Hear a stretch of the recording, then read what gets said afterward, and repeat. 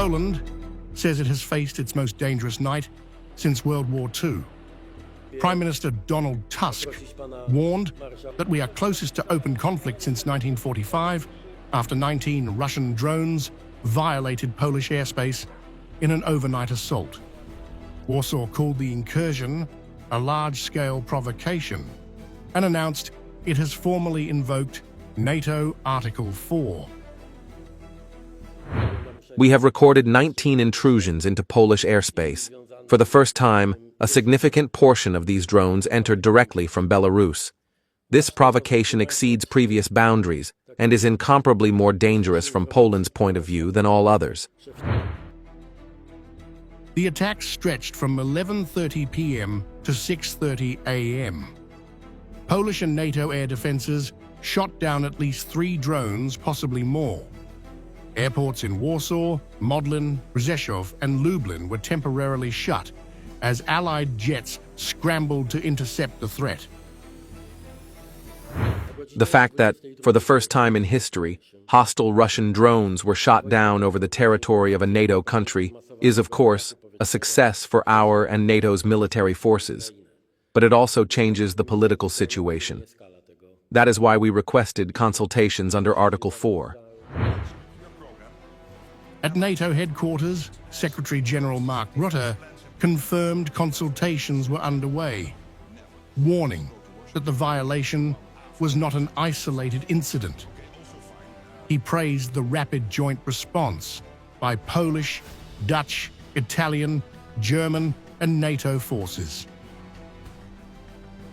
Allies expressed solidarity with Poland and denounced Russia's reckless behavior. A full assessment of the incident is ongoing. What is clear is that the violation last night is not an isolated incident. The Supreme Allied Commander will continue to actively manage our deterrence and defense posture along the entire eastern flank. Allies are resolved to defend every inch of Allied territory. We will closely monitor the situation along our eastern flank. Moscow dismissed the accusations. Kremlin spokesman Dmitry Peskov accused NATO and the EU of hysteria. The leadership of the EU and NATO accuse Russia of provocation on a daily basis, most often without even trying to present any kind of arguments.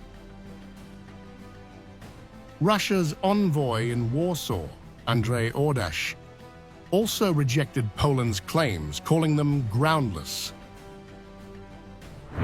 European leaders rallied behind Poland. EU Foreign Policy Chief Kaja Kallas said indications suggest the incursion was intentional, not accidental. French President Emmanuel Macron condemned the violation as simply unacceptable and pledged full solidarity. Last night in Poland, we saw the most serious European airspace violation by Russia since the war began, and indications suggest it was intentional, not accidental. The EU stands in full solidarity with Poland. The incursion of Russian drones into Polish airspace during an attack carried out by Russia against Ukraine is simply unacceptable. I condemn it in the strongest possible terms. We will not compromise on the security of the Allies. Poland insists the overnight drone attacks mark a turning point, a deliberate test of NATO's defenses. With Article 4 consultations now activated, Warsaw is demanding stronger air protection and a united Allied front against Moscow's escalating campaign.